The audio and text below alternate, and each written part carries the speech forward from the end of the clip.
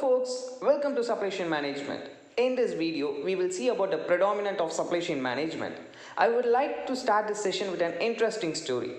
Most of us hearing the word supply chain management only in recent times, but it has been in action from several hundred years before.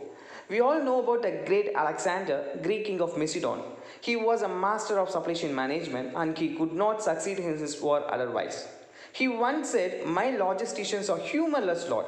Yes, this is absolutely correct because with the help of his logistics, he increased the speed and mobility of the army.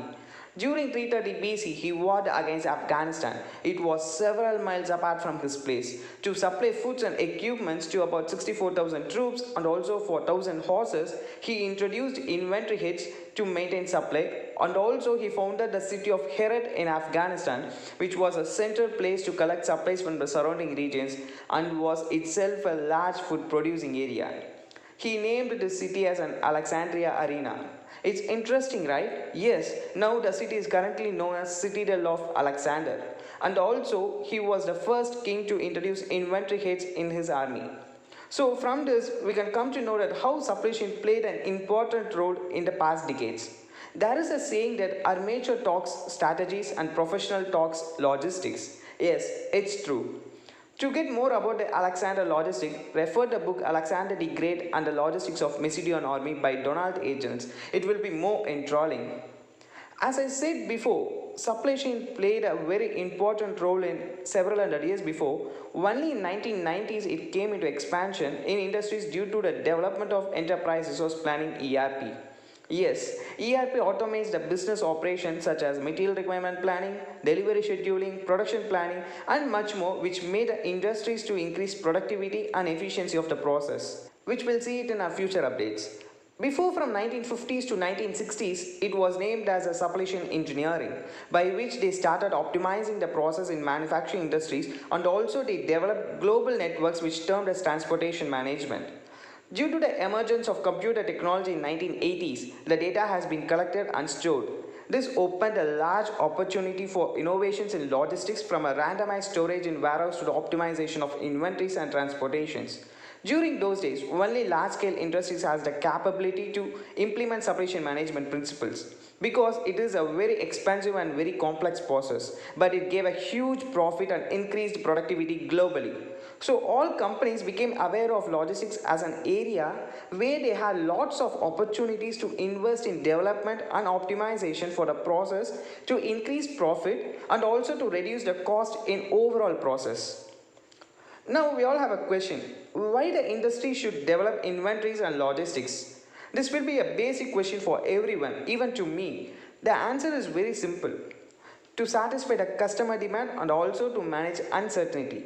Yes, without customer, the industry cannot survive in this market. So, in this modern world, each and every industry looking to improve the customer satisfaction by providing good quality product at lowest price within the time. So, this is the basic requirement of a customer. In past decades, the average time required for the industries to process and deliver the products to the customer was approximately 15 to 30 days, or even it took longer based on the product variety. But now, the products are processed and delivered within a day or a week to satisfy the customers. This is due to the development of inventories and logistics. In real world, Amazon and Walmart are the best example for this. They have large inventories and logistic networks globally by which they can process the order and deliver those orders to the right customer at a given time.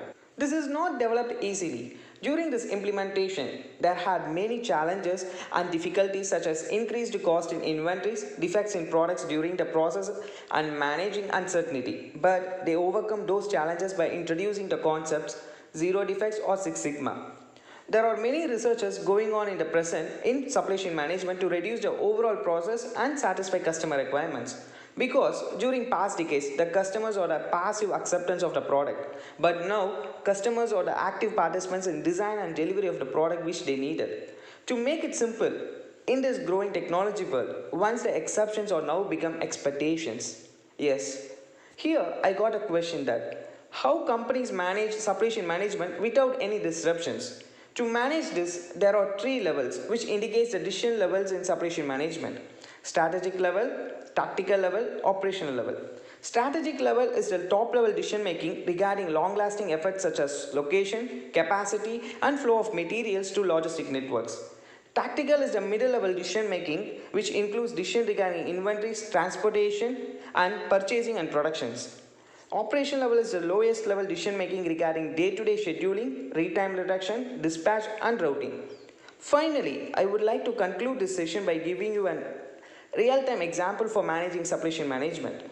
We all heard of word zero inventory. This concept was first introduced by Toyota, which became the famous idea of operating system with lower inventory. The acronym used to reduce the issues and challenges in Toyota was V4L. The V4 indicates the velocity, variability, visibility, and variety. These four V's represent the customer satisfaction and the flow of supply chain.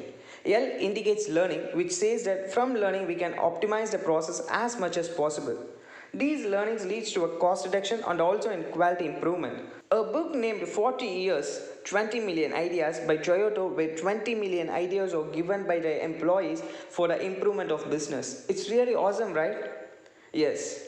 Today, I hope we have learned a lot about the evaluation and importance of supply chain management. So stay connected with us and goodbye.